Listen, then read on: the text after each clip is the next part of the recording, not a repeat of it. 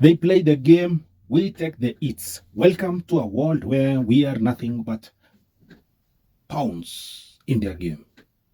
So in the political sphere, we have several things at play. This is one. So moja inaitwa cognitive overload. Kwani umewahi kaa chini hivi ukashangaa kwa nini kuna a lot of propaganda, a lot of narratives and disinformation portrayed by the government. This is used by the government to create confusion and polarize our society, to make us not to think right. That's a political tool that we fail to recognize. And also, this is to make it difficult for institutions and people to discern the truth. Like bringing in goons, like what we saw yesterday, goons were there, like a propaganda machine, the likes of buying several online creators who are supporting government or dividing the demonstrators. You have seen that. We have seen that especially on Twitter. We see a lot of people who come in and accuse fellow demonstrators of the same act. This is called cognitive overload. Like they just want people to be decentralized, not to be centralized, but to be decentralized.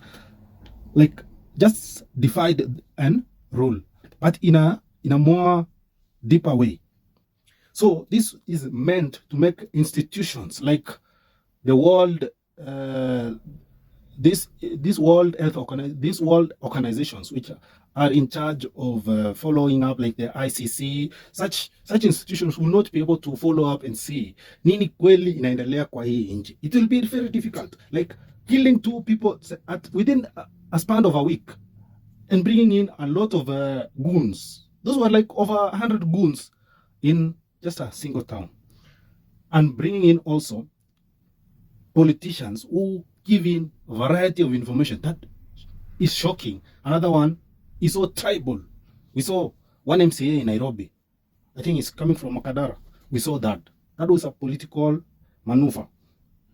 So this high volume of misleading information is meant to confuse people and also to manipulate the masses so that they cannot think right.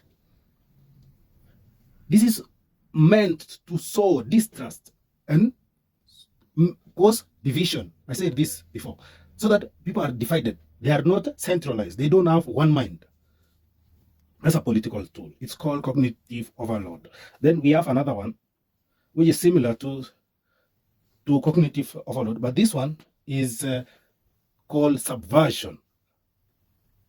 This is totally causing machafuko. Hii kwa Kiswahili inaitwa machafuko. It's just causing mess. This was used by KGB in the whole societies. Like KGB is a society, it's an organization used like the CID used by Russia, and they use this method. And this one, we saw police working with goons, and this is majorly to drive tribal narratives and also cause to overwhelm society and also to overwhelm those who are demonstrating. So this is like a total divisive politics. We saw even the president within the same week, he was saying we were still following the issue of Ojuang. Then in the midst of that, our whole president says he will never hand power to someone who does not have an agenda. That is division. It's total division. It's political game. We're just pawns in their game.